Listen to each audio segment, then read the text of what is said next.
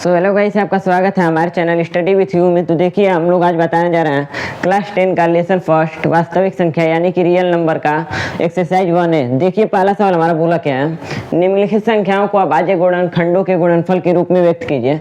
अभाज्य गुणनखंड जिसमें केवल अभाज्य संख्याओं का ही गुणनफल होता है। तो देखिए पहला संख्या क्या है आपका 140। तो इसको अलग अलग भागों में बांटिए। जैसे देख लीजिए आप 140 को 2 से भाग दिए 70 बचा, फिर उसको 2 से किए 35 बचा, फिर 5 से कीजिए, फिर 7 से कीजिए।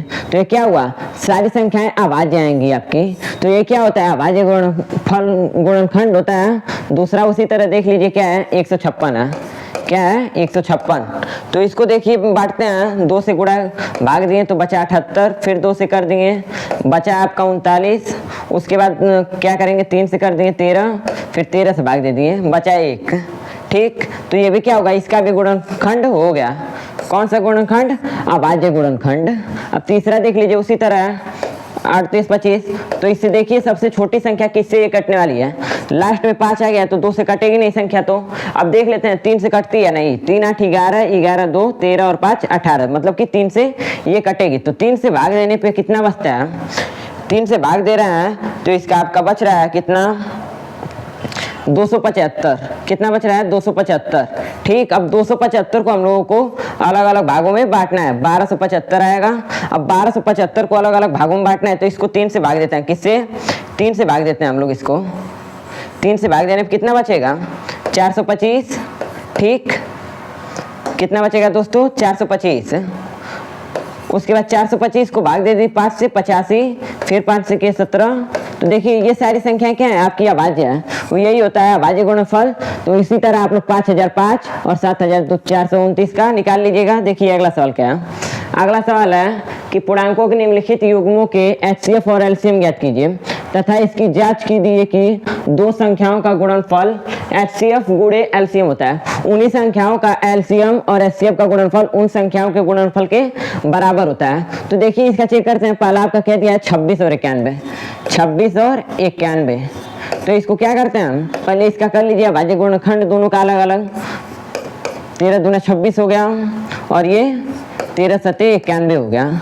इसमें देखिए इसका एचसीएफ कितना आएगा, एचसीएफ जो कॉमन मिला है वो देख लीजिए, 13 कॉमन मिला है दोनों में तो एचसीएफ 13 आ गया। ठीक, और फिर एलसीएम देख लीजिए कितना आता है, एलसीएम कितना आएगा 13 एक एक बार है दोनों में, तो 13 को लिख लीजिए, 2 भी है और 7 भी है, तो 7 को भी और 2 को भी। इसका गुणा कर लीजिए कितना आ रहा है 13 सते 91 दूना 182, 182। तो क्या हुआ, अब इसको हम चेक करना है हमको कि एलसीएम और एचसीएफ का गुणनफल उन दोनों संख्याओं के गुणनफल के बराबर होता है। तो देख लीजिए यहाँ पे 26 गुणे 91।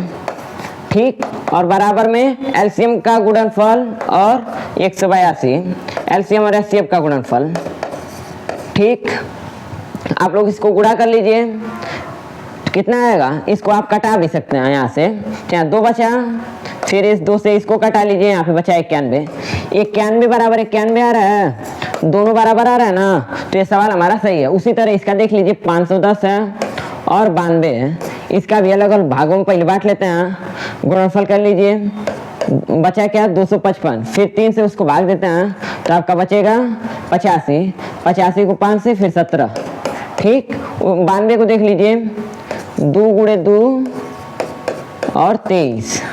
ये सारी अभाज्य संख्याएं ही आएंगी, इतना जान लीजिए अभाज्य गुणनखंड में। अब देखिए इसका एचसीएफ कितना आ रहा है, एचसीएफ कॉमन क्या मिला है, 2 कॉमन मिला है दोनों में, तो इसका एचसीएफ कितना होगा दोस्तों 2। और एलसीएम कितना होगा देख लीजिए, एलसीएम कितना होगा, देखिए 2 बार है ना, तो ये सबसे अधिक बार जिसकी आवृत्ति होगी, जब से सबसे अधिक बार जितना बार आएगा वही होता है उसका। तो देखिए और ये 3 एक बार आया है तो 3 को लिख लीजिए, 5 भी एक बार आया ना 5 को भी लिख लीजिए, और एक बार 17 भी आया है। तो इसका एलसीएम कितना आ रहा है दोस्तों 2 गुणे 2 गुणे 3 गुणे 5 गुणे 17 गुणे 23। तो इसका आपका आएगा 1020 गुणे 23, इसका एलसीएम आएगा। तो अब चेक कर लेते हैं कि संख्याओं का गुणनफल बराबर उन संख्याओं का एचसीएफ गुणे एलसीएम। तो देखिए 1020 गुणे 23 ये आपका एलसीएम था, एचसीएफ क्या है 2, तो 2 को लिख लीजिए। बराबर में संख्याएं कौन कौन सी, 510 और 92, तो 510 गुणे 92। ठीक है, तो देखिए इसको यहाँ से कटा देते हैं, ये बचा है यहाँ पे 2।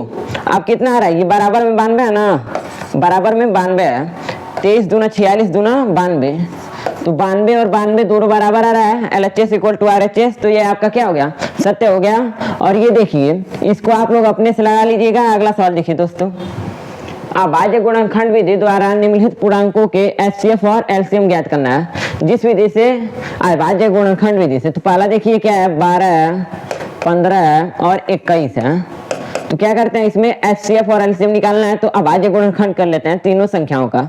तो इसका क्या आएगा, 2 गुणे 2 गुणे 3, इसका आएगा 3 गुणे 5 और इसका 3 गुणे 7।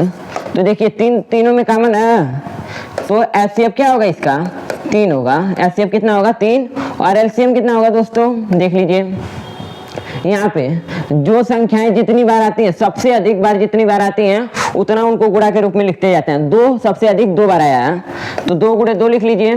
3 तीनों में एक ही बार आया ना, तो सबसे अधिक संख्या आवृत्ति कितनी बार हुई है, 1 बार। 5 भी केवल 1 बार आया है और 7 भी 1 बार आया है। तो तीनों संख्याओं का एलसीएम क्या होगा, 2 गुणे 2 गुणे 3 गुणे 5 गुणे 7। इसका क्या कर लेते हैं, गुणा कर लेते हैं सबका। 2 दूनी 4, 3 12 5 60 7 420, कितना आएगा 420। तो एलसीएम कितना आया दोस्तों 420। उसी तरह इसको लगा लीजिए, 17 है, 23 है और 29 है। 17 23 और 29 ये तीनों क्या है दोस्तों, आपके ये तीनों संख्याएं अभाज्य हैं, तो इनका कोई गुणनफल होगा नहीं। इनका 1 गुणे 17, इसका होगा 1 गुणे 23, इसका 1 गुणे 29। तो इन सबका एचसीएफ कितना आएगा, एचसीएफ केवल 1 आएगा, एचसीएफ आएगा 1।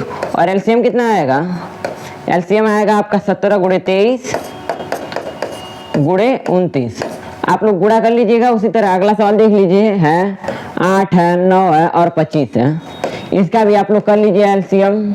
अभाज्य गुणनखंड पहले कर लेते हैं, तो 2 गुणे 2 और इसका 3 गुणे 3, इसका 5 गुणे 5। इसका एचसीएफ क्या आएगा, इसमें कुछ भी कॉमन नहीं दिखाई दे रहा है, तो इसका एचसीएफ कितना हो जाएगा 1। और एलसीएम देख लीजिए कितना आता है, एलसीएम कितना आता है, 2 सबसे अधिक बार 3 बार आया है, तो इसका 8 कर लीजिए पहले ही। और ये 9 गुणे 25, इन तीनों संख्याओं का गुणनफल ही इसका एलसीएम हो गया। तो इसी तरह अगला सवाल देखिए क्या है, यदि एचसीएफ दो संख्याएं दी हुई है, 306 है और 657 है। इनका एचसीएफ दिया क्या है, एचसीएफ बराबर 9। तो एलसीएम आपको ज्ञात करना है, क्या ज्ञात करना है, एलसीएम। तो आप लोग क्या करेंगे, एलसीएम ज्ञात करने के लिए आपको एक फॉर्मूला बताया गया कि दोनों संख्याओं का गुणनफल, दोनों संख्या क्या है 306 और 657 बराबर में एचसीएफ गुणे एलसीएम। एचसीएफ गुणे एलसीएम होगा ना, तो एचसीएफ कितना है 9 है। देखिए यहाँ पे एचसीएफ क्या है 9 गुणे एलसीएम। एलसीएम का मान ज्ञात करना है, तो इसको कुछ नहीं करेंगे, यहाँ एलसीएम ही छोड़ दीजिए। अब देखिए इसको भाग जा रही है, तो ले जाइए भाग इसमें। ये देखिए जा रही है आपकी बार 73 बार में, कितने बार में 73। तो इसका एलसीएम कितना होगा, एलसीएम आपका होगा 306 गुणे 73। ठीक, अगला सवाल अब देखिए। अगला सवाल क्या है, यदि एचसीएफ 225 और 60 का एचसीएफ का आपका दिया हुआ है 225 गुणे 5 में माइनस 10 यक्स। देखिए यहाँ पे क्या होगा, 225 और 60 का एचसीएफ दिया हुआ है। क्या दिया हुआ है, एचसीएफ। तो हमको क्या याद करना है, यक्स का मान ना। तो देखिए इसका पहले हम लोग एचसीएफ निकाल लेते हैं स्वयं से। तो देखिए इसका कितना होगा एचसीएफ, इसका एचसीएफ होगा 3 से भाग दिए, इतना इसका अभाज्य गुणनखंड निकला। और 60 का क्या निकलेगा, उसी तरह देख लीजिए, 2 दूना 4, 3 12 25 60। इसमें कॉमन क्या मिल रहा है, 3, एक ठो 3 और एक ठो 5 कॉमन है ना। तो इसका एचसीएफ कितना होगा, एचसीएफ कितना आ रहा है 3 5 15। ठीक, उसी तरह आप देखिए एचसीएफ का मान दिया हुआ है आपको, तो देखिए एचसीएफ, तो देखिए दोस्तों इसका एचसीएफ 15 आया था और यहाँ पे एचसीएफ का मान भी दिया है 225 गुणे 5 माइनस 10 यक्स। तो यहाँ देखिए 225 गुणे 5 है, माइनस 10 यक्स लिख लीजिए। ठीक, इसके बाद क्या करते हैं, यहाँ से कटाइए, बचा आपका यहाँ पे 1 और ये कितने बार में कटेगा 15 बार में, गुणे 5 माइनस 10 यक्स। तो माइनस 10 यक्स को इधर कर लीजिए 75, तो आपका हो जाएगा प्लस 10 यक्स। कितना हो जाएगा, प्लस 10 यक्स बराबर 15 गुणे 5। तो यहाँ पे यक्स का मान ज्ञात कर लीजिए आप लोग, कितना होगा 75 बटा के 10, तो इसका HCF कितना आ रहा है 7.5। यक्स का मान कितना आया 7.5। तो देखिए यहाँ पे आपका सवाल बोला क्या, छठवां नंबर, यदि HCF 120 और 225 का HCF 15 है तो एलसीएम ज्ञात करना है उन्हीं दोनों संख्याओं का। तो डायरेक्ट इसमें फॉर्मूला लगा दीजिए, 120 गुणे 225 बराबर HCF गुणे एलसीएम, HCF गुणे एलसीएम। तो एलसीएम आपको ज्ञात करना है ना, एलसीएम ज्ञात करना है तो एचसीएफ को क्या करेंगे, इसके नीचे भेज देंगे डायरेक्ट। इधर ये एचसीएफ गुणा में इधर आएगा उल्टा, उसका भाग हो जाएगा।